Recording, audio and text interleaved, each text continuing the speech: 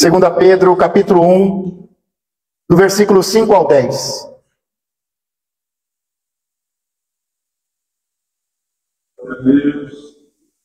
Vai abrindo seu coração,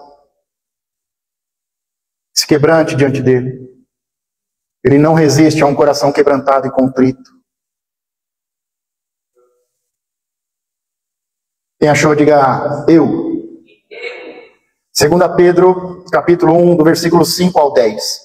E vós também, pondo nisto mesmo toda a diligência, acrescentai à vossa fé a virtude, e a virtude a ciência, e a ciência a temperança, e a temperança a paciência, e a paciência a piedade, e a piedade o amor fraternal, e o amor fraternal a caridade. Porque se em vós houver e abundarem estas coisas, não vos deixarão ociosos, nem estéreis no conhecimento de nosso Senhor Jesus Cristo. Pois aquele em que não há estas coisas é cego, nada vendo ao longe, havendo-se esquecido da purificação dos seus antigos pecados. Portanto, irmãos, procurai fazer cada vez mais firme a vossa vocação e eleição, porque fazendo isto, nunca jamais tropeçareis. Amém? Mantenha a sua Bíblia aberta, o seu aplicativo aberto. Aqui é o livro de Pedro, 2 Pedro, capítulo 1. E este é um dos últimos textos que o apóstolo Pedro está escrevendo. O apóstolo Pedro andou com Jesus Cristo, recebeu a revelação de quem ele era, viu Jesus Cristo morrer e ressuscitar ao terceiro dia, passou 40 dias com Jesus, sendo ministrado sobre o reino, e depois viu, juntamente com os outros discípulos, Jesus subir aos céus, ser assunto nos céus e se assentar à destra do Pai, e foi-lhe dado a Jesus Cristo, todo o poder e autoridade nos céus e na terra e debaixo da terra. Ele viu tudo isso. Ele foi enviado como discípulo para fazer discípulos, para batizar em nome do Pai, do Filho e do Espírito Santo. Quantas histórias Pedro viveu. Quantos momentos importantes e momentos marcantes. Mas ele está aqui, e é uma das suas últimas cartas, um dos seus últimos momentos, e ele está muito reflexivo. Ele está refletindo, ele está meditando, e ele está colocando no papel algumas mensagens importantes para a Igreja de Cristo, para os seus discípulos, e para nós nos dias de hoje. Com certeza, você já tem uma boa caminhada com Jesus Cristo. Você já tem uma história, você tem lembranças, você tem momentos marcantes. Com certeza, se perguntar para você uma música, uma adoração que te marcou, você vai lembrar de uma música lá no começo, quando você conheceu a Cristo. E muitas vezes, depois de um tempo, uma outra música, uma mensagem que te impactou, um dia especial em que você foi abençoado, foi liberto, curado. Aquela mensagem que não saiu da sua mente, que você lembra hoje e que te levou a um outro nível. É basicamente isso que está acontecendo com o apóstolo Pedro. Ele está praticamente nos últimos dias da sua vida. Ele sabe que está próximo o dia da sua morte. Está próximo o dia dele deixar este corpo e ele se encontrar com Cristo. E ele está escrevendo, e na continuação do texto que nós lemos, ele deixa isso bem claro. Ele tem total conhecimento, sabedoria. Ele tem total revelação, porque ele diz que o Senhor o avisou que está próximo o seu dia. O dia dele deixar essa terra e subir aos céus. Ele está próximo da sua morte. E ele, como discípulo de Cristo, com uma longa história, muitas experiências, viu muitos milagres, muitas transformações, milagres, prodígios, feitos por Jesus Cristo, seu Mestre, o nosso Senhor e Salvador Jesus Cristo, feito por Ele. Ele fez muitos milagres, mas agora, no final da sua vida, ele está escrevendo, e ele escreve esta mensagem, como a mensagem mais importante da sua vida, como a mensagem mais importante e mais marcante do seu ministério, e a mensagem que ele quer deixar para os seus discípulos e para a Igreja de Cristo. Aqui não é um dia qualquer, não é uma mensagem qualquer, não é mais uma mensagem, mas depois de ter corrido a carreira, Depois de ter tido a revelação que está próximo o seu dia, ele está escrevendo esse texto e ele está falando da mensagem mais importante da sua vida, do seu ministério e para a igreja de Cristo. E aqui ele está falando sobre fé. Ele começa a falar sobre fé e semana passada, na mensagem anterior, nós falamos sobre fé. Nós lemos a carta aos Hebreus, capítulo 11, que fala sobre fé. O começo do capítulo 12. Nós sabemos o que é fé. Nós sabemos que Deus criou todas as coisas, que Deus criou os mundos pela fé e a sua palavra. Nós vimos o exemplo de homens que pela fé e paciência alcançaram promessas. E aqui ele está deixando uma mensagem importante. Nós pegamos o ponto central dessa carta e dessa mensagem, que ele destaca. Ele diz, olha, depois da minha morte, que o Senhor já me anunciou, eu quero que esta mensagem esteja na mente e no coração de vocês. Eu quero que vocês vivam esta palavra. É uma palavra importante ou não é? É uma palavra decisiva. Sabe, às vezes as pessoas me perguntam, pastor, qual é a mensagem que você mais gosta? Qual foi a mensagem mais importante? Sabe, de tempos em tempos, nós temos uma preferência, como você. Nessa caminhada, eu também sou marcado, também tenho experiências, também há momentos importantes. E de tempos em tempos tem um louvor importante, uma palavra marcante. Mas aqui ele está deixando bem claro que é esta a mensagem que a igreja não pode deixar, que não pode abandonar. Com certeza você tem louvores, você tem mensagens, tem momentos importantes que estão registrados na sua história, na sua mente, no seu coração, mas esta é a mensagem que deve estar em nosso coração diariamente. Que não podemos nos esquecer dela, que não podemos deixá-la no passado, e temos que vivê-la todos os dias. E aquele, no versículo 5, 2 Pedro, capítulo 1, versículo 5, ele diz, e vós também, diga eu também, nós também, pondo nisto mesmo toda a diligência. Ele começa, e essa parte da mensagem, é a parte central, falando sobre fé, ele faz uma introdução dizendo, olha, busque todo conhecimento e toda a sabedoria para viver isso. Você também, vocês também, pondo nisto mesmo toda a diligência, busque todo conhecimento sobre isso. Não é algo que nós devemos lembrar de vez em quando. Não é algo que marca a nossa caminhada. É algo que nos faz caminhar e agradar a Deus. E ele começa dizendo isso. Coloque toda a sua inteligência. Busque todo o conhecimento. Coloque toda a sua inteligência em relação a isso. Acrescentai à vossa fé a virtude. E a virtude, a ciência. E ele começa a falar de fé e de acrescentar coisas à fé. É comum as pessoas, ou elas me procuram, é sempre 8 ou 80. As pessoas dizem, pastor, eu não tenho fé. A minha fé é muito pequena. E aí eu trago sempre aquele ensinamento. Se a tua fé for como um grão de mostarda, ainda que seja pequenininho, e ninguém consiga ver, mas se você falar, as coisas vão acontecer. Se você tem uma fé pequena, não importa.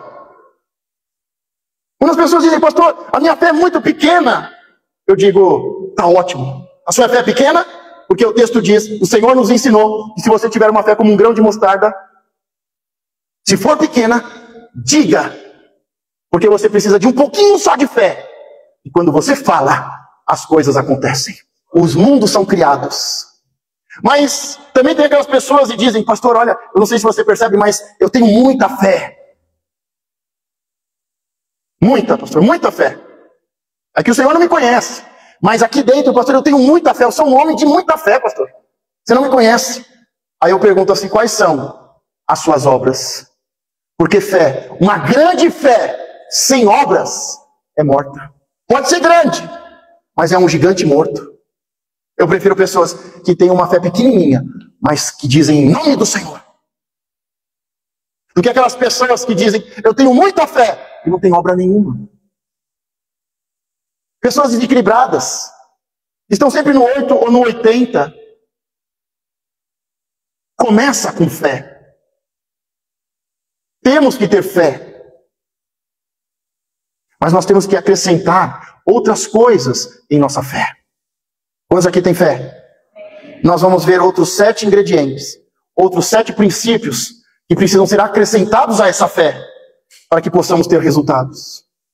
Eu vejo as pessoas falando de fé, mas eu vejo poucas pessoas falando sobre esses outros 7 ingredientes. Imagine você fazer um bolo, e você só pega a farinha. Vai sair um bolo? Por mais que você diga aqui, ó, aqui está a farinha, aqui está a minha fé, ó, aqui está a farinha, vou colocar lá no forno. Vai sair um bolo? Não. Você vai ter que pegar a farinha, vai ter que colocar o quê? Fermento, sal, azeite. Você vai ter que misturar. Então, da mesma forma que, para que a gente possa fazer um bolo, tem os ingredientes, você coloca ovo, coloca leite. Não é assim? Quantos aqui sabem fazer um bolo? Eu só acredito comendo. Traz aí no domingo um bolo aí, irmão. Traga um bolo aí, irmão. Só não traz todo mundo de uma vez só não. Conversa com a Carla. Fala assim, ó, esse domingo aqui eu vou trazer um bolo. No outro domingo, traz você um bolo. No outro domingo, você entra na fila aí, porque tem muita gente de fé aqui.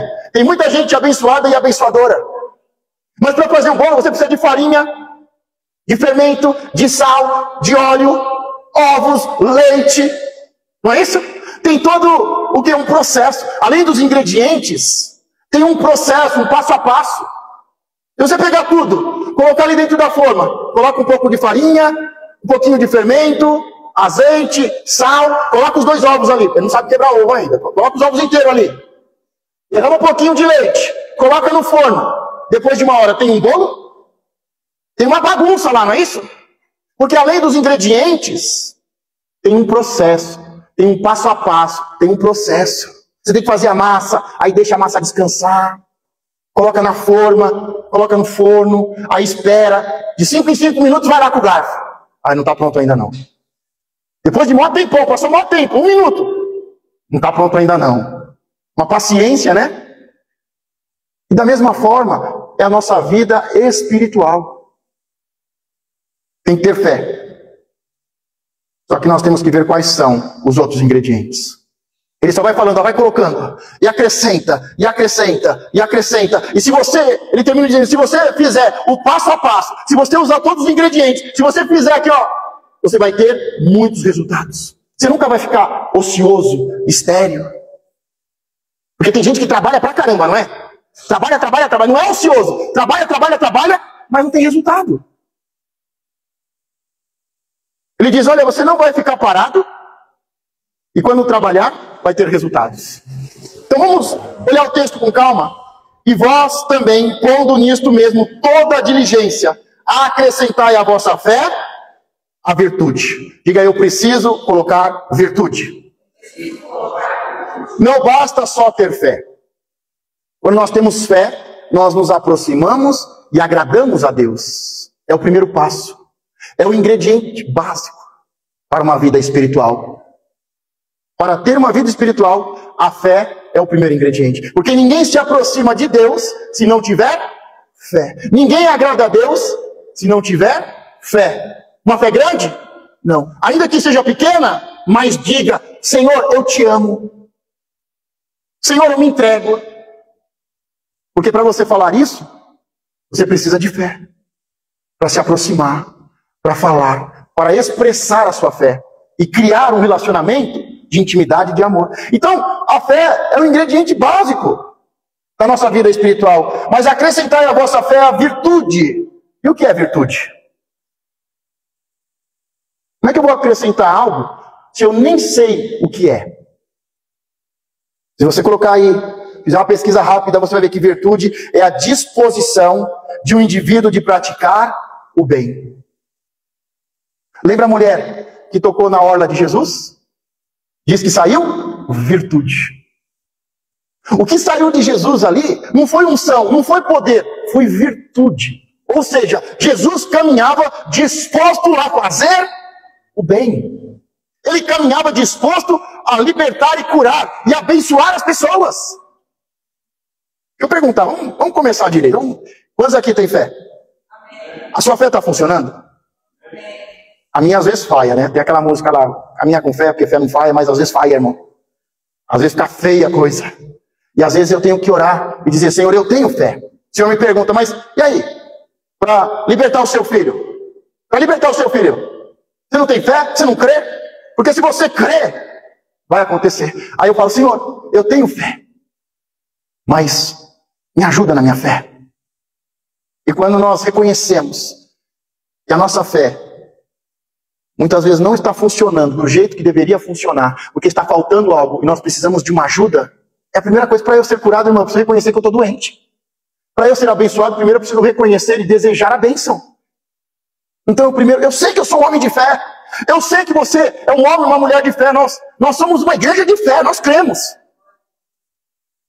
Mas nós precisamos também dizer, Senhor, nós cremos, eu tenho fé, mas me ajuda na minha incredulidade.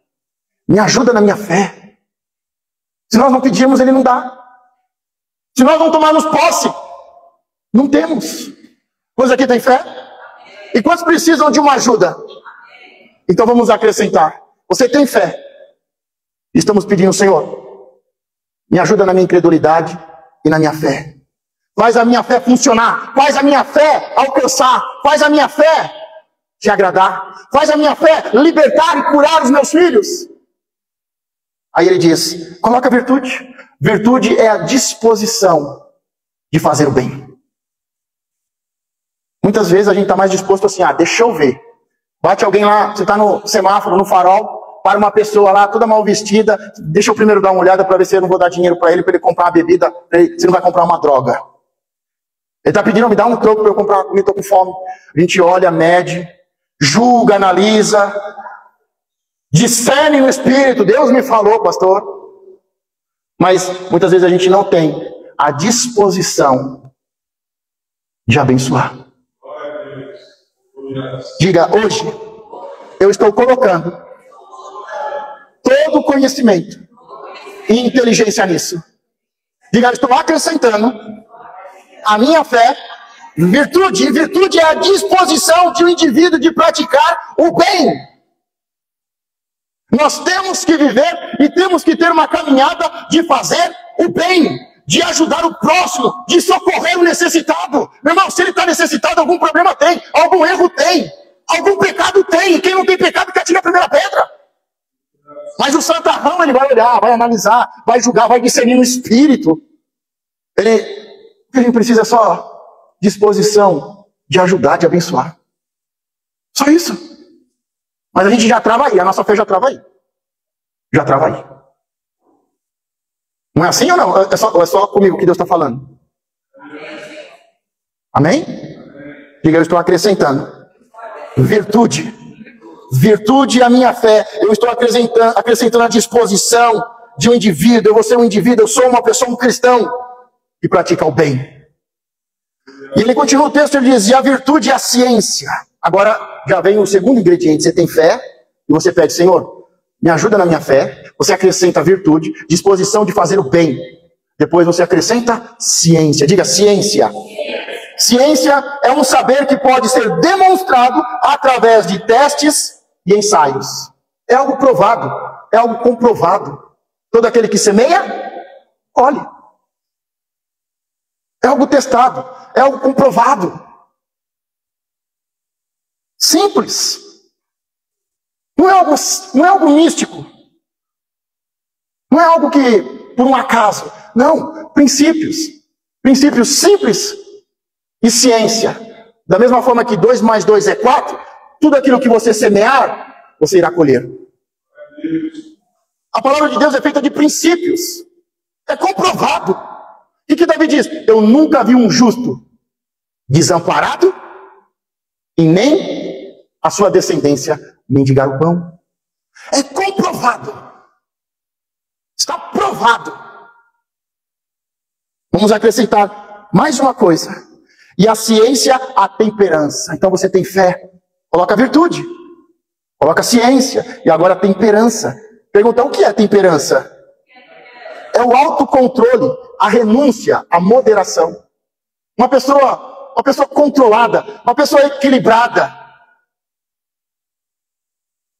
Sabe, da mesma forma que uma pessoa que é pavio curto, Me preocupa uma pessoa que nunca explode, também me preocupa. Sabe aquela pessoa que qualquer coisa, você pisou no pé dele, pisou no carro dele, já você quer chuta o balde, já briga com todo mundo. Qualquer coisa ele explode.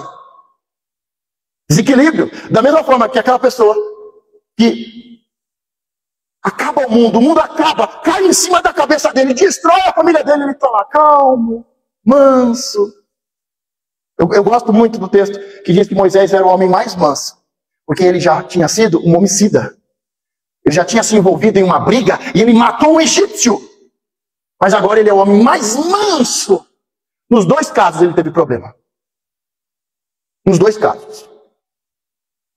Um equilíbrio. Eu não vejo ali quando Deus fala Moisés é o homem mais manso de toda a terra. Eu acho meio estranho. Tem gente que é mais humilde do que Deus. Eu acho estranho essas pessoas. É mais mansa do que Deus. Até Deus se ira. Esses 8, esses 80, um equilíbrio, uma moderação. Diga temperança. Temperança, um equilíbrio. Nem 8, nem 80. Um meio termo. Uma vida equilibrada. Temperança é o autocontrole. É um autocontrole. Eu vou confessar para os irmãos. Posso confessar para os irmãos? Ninguém vai me julgar aqui, não. Aqui não tem religioso, não. Eu tenho um WhatsApp lá, eu tenho uma pizzaria. Eu acho que é a melhor pizzaria de Suzano. Se não é a melhor pizzaria, é o melhor fotógrafo. Porque, irmão, eu recebo umas fotos de pizza. Já até água na boca, umas pizzas. Que eles tiram umas fotos, mostram as pizzas. Todo dia eles mandam uma pizza, uma foto com uma frase no WhatsApp. Todo dia eu abro e falo, meu Deus do céu, será que eu como uma pizza hoje? Outro dia a Carla olhou assim e falou assim, você fica toda vez olhando essas fotos aí, você quer comprar uma pizza? Não, mas é autocontrole. Não, eu só como pizza uma vez por mês, no máximo 2 vezes por mês. Tá aí meus filhos para comprovar. Porque se deixasse, irmão, eu comia todo dia e eu almoçava e jantava pizza. E não ia enjoar, pastor. Um tempo eu não enjoei. Teve um tempo atrás que eu fazia, não enjoava, irmão. Não enjoava. Parava na padaria, comia uma fatia. Mas equilíbrio. Controle. Não pode ver uma pizza aqui. Não pode sentir um cheirinho de uma pizza. Controle, equilíbrio, moderação, diga temperança. Nós precisamos disso, irmão. Precisamos de temperança. Precisamos trabalhar, precisamos descansar. Tem tempo para tudo. Diga temperança. É o autocontrole, a renúncia, o autocontrole e a moderação. Mas agora vamos ao próximo ingrediente. E a temperança, a paciência. Diga paciência. Paciência está ligada com a compreensão, com esperar, com saber esperar. A paciência também está muito ligada com o sofrimento. Sabe aquele sofrimento que traz resultado? Sabe aquela perseguição que gera galardão? Tanto é que nós vimos no livro dos heróis que diz que eles alcançaram porque eles tinham fé e paciência. Paciência é algo sério nos dias de hoje, porque a gente está criado no modo micro-ondas. Fast food, tudo é pronto, em 1 minuto. Minha esposa está doida com o micro-ondas de casa. Porque o que demorava 1 minuto para esquentar o prato, 1 minuto, agora está demorando 3 minutos. É muito, 3 minutos para esquentar o prato, irmão. Tem que ser tudo rápido. A gente tem até fé, mas às vezes não tem paciência. Quantos aqui já entraram aqui? Agora confessa você, irmão, confessa você aí. Quantas vezes você já entrou? Se Deus não falar comigo hoje é o último dia. Se Deus não fizer, pastor, se Deus não fizer hoje, pastor, se Deus não falar hoje, se Deus não resolver isso hoje, se Deus não abrir essa porta hoje, pastor, diga fé e paciência. Isso vai gerar uma grande recompensa, um grande galardão. Eles alcançaram promessas pela fé e a paciência. Fala para a pessoa que está do seu lado, diga paciência. E a reunião já vai acabar. Paciência com o pastor. E a paciência, a piedade, diga piedade. Piedade é a devoção a Deus, temente a Deus, ou as coisas religiosas e na santidade. Piedade, quando você pega os textos antigos, ele tem mais um significado. Quando você pega a palavra piedade no Novo Testamento, tem outro significado. Mas, além de ter piedade com as pessoas, fala muito sobre respeitar, amar, temer as coisas de Deus. Piedade é a devoção a Deus. É você continuar fazendo as coisas para Deus e em Deus, independente da situação. É você continuar servindo a Deus e continuar em santidade, num processo de se santificar diariamente. Continuar servindo a Deus e se santificando em Deus, para Deus. Piedade é a devoção a Deus. Temente a Deus, ou as coisas de Deus. A santidade. Quantos estão aí com a receita? Não vai perder a receita, hein, gente? Qualquer coisa, se você perder a receita, vai lá em 2 Pedro, capítulo 1, e está lá. Essa é a receita para uma vida espiritual de sucesso. Minhas filhas, realmente a Larissa gosta de cozinhar, mistura uma coisa aqui, faz outra, ela testa aqui, vê uma receita lá. E aí, quando faz algo legal, aí depois fica preocupado. E onde que está a receita? Qual que era o link que estava? Mas aqui, quando você perder a receita do sucesso, está em 2 Pedro. Capítulo 1. Amém? Amém? Quando a fé falhar, vai lá e vê qual ingrediente está faltando. Está faltando virtude? Coloca a virtude. Tem as pessoas doidas, né? Não vai 2 ovos. Não coloca um ovo só tudo.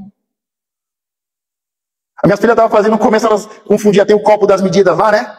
Aí tem grama, tem quilo, não sei o que lá, ml. Aí colocaram óleo, era 1,5 xícaras, colocava 1,5 litro. Imagina como é que saía o bolo. Dava pra fazer assim, caía óleo. Um bolo ungido, irmão, de tanto óleo. Quando a gente erra a receita, irmão, tem que ter um equilíbrio na receita. Tudo tem uma medida, tem um passo a passo. Próximo tempero. Próximo princípio. Depois da piedade, vem o amor fraternal. E a piedade, o amor fraternal. Amor fraternal é o amor que une irmãos e amigos. Quantos aqui tem o amor fraternal? Então por que vocês estão tão afastados assim, gente? Por que não senta todo mundo junto? Não, pastor, é que depois da pandemia. Mas antes da pandemia também era assim. Você tem o seu lugarzinho, você tem que ter a sua zona, assim, ó. Sabe assim, ó, a sua zona de conforto. Ninguém pode sentar do seu lado. Se alguém estranho sentar do seu lado, você já aí pode sentar para outra. Você realmente tem amor fraternal? Porque o amor fraternal une a igreja. Não é cada um num canto. Não é alguém isolado. O amor fraternal anda junto. Unidade, união. Se preocupa, você não veio, tá tudo bem, manda um WhatsApp. Chama para tomar um café. Chama para comer uma pizza que ele vem. Amor fraternal. Eu não sei, eu acho que eu vou colocar vocês de castigo, irmão. Deus está me incomodando esses dias. Eu vou colocar um do lado do outro, assim, ó. Começar a colocar a cara, já até pensa. Eu estou falando, você não tem. Se nós não buscarmos esse princípio, nós não temos. E fica faltando isso. Nós não queremos nos aproximar de pessoas, andar com pessoas, andar do lado de pessoas, sentar do lado de pessoas, conversar, cumprimentar, nos relacionarmos. Está faltando amor fraternal. Faz quase um mês que Deus tem me incomodado sobre isso. Eu estou falando, Deus, vou colocar todo mundo de castigo, até ter amor fraternal nessa igreja. Porque está faltando esse tempero. Está faltando esse princípio. Nós vivemos num tempo em que as pessoas são individuais, individualistas. Acabou o corpo de Cristo. Nós não somos mais um corpo. Claro, porque antes era um monte de porco espinho, um machucando o outro. Pega a igreja 10 anos atrás. A igreja 10 anos atrás, 15 anos atrás, era um machucando o outro. Era um alfinetando o outro. Era um se metendo na vida do outro. Não era união, não era unidade. Era abuso. Abuso de autoridade. Era ou não era? Mas esse tempo passou, irmão. Nós estamos em outro tempo. A igreja cresceu. A igreja amadureceu. A igreja tem sabedoria. Vou colocar vocês de castigo. Você se prepara. Prepara que vocês vão ficar no cantinho do castigo aí do pensamento. Vão ficar no cantinho do pensamento até pensar no amor fraternal. Vocês sabem que... Diga amor fraternal. E a piedade, ou seja, as coisas de Deus, a santidade, você precisa colocar amor fraternal, amor ao próximo, amor ao irmão. Ninguém ama distante. Ninguém ama a distância. Nós amamos um relacionamento, um olho no olho, conversando, perguntando, se preocupando, ajudando, um amor fraternal. E a piedade, o amor fraternal. Amor fraternal é o amor que une irmãos e amigos. Me ajuda, irmão, vocês podem me ajudar? Levanta a mão para cima e fala, Senhor, nos dê amor fraternal. Diga, eu coloco toda a minha inteligência e acrescento amor fraternal. Amém. Tem um crente ali falando amém. Tem um crente falando glória a Deus. Você já sabe, se não tiver um glória a Deus, vou lá para Biritiba, a cara quer ir para Portugal. Eu vou te falar a verdade. Posso falar a verdade para você hoje, irmão? Se não tiver crente aqui, eu vou buscar lá fora. Se vocês se acomodarem em uma vida religiosa, eu saio. Eu não vou nem para Biritiba, nem para Guararema. Eu não vou nem para Portugal e nem para África. Mas eu vou bater de porta em porta, procurar os filhos pródigos e as ovelhas perdidas. Tem crente ainda aqui, irmão? Se eu for, eu vou sozinho? Tem gente dizendo, vai com Deus, pastor. Amém. E a piedade, o amor fraternal, e ao amor fraternal, a caridade. Diga, a caridade. É uma forma de expressão fraternal e espiritual. Ou seja, é quando a sua piedade e o seu amor fraternal se manifestam de forma prática. A sua santidade, o seu amor se manifesta. Nós fechamos a receita. Nós fechamos um passo a passo e começa com fé e termina com caridade. Por que não é amor? Porque a gente acha que amor é sentimento. Amor é carnal, por isso que usa caridade. Caridade é o amor bondoso, é o amor abençoador, que faz sem esperar nada em troca. A receita termina, o princípio termina com caridade. E tudo que você fizer, e tudo que o ministério fizer, e tudo que a igreja de Cristo fizer, seguindo isso, terá muitos frutos. Usa isso no seu dia a dia. Usa isso na tua família. Vamos usar isso no ministério. O apóstolo Paulo está aqui, próximo da morte. E ele está preocupado em reforçar essa mensagem e em consolidar essa mensagem para os seus discípulos e a igreja de Cristo. E nós também devemos colocar toda a nossa sabedoria nisso. Amém.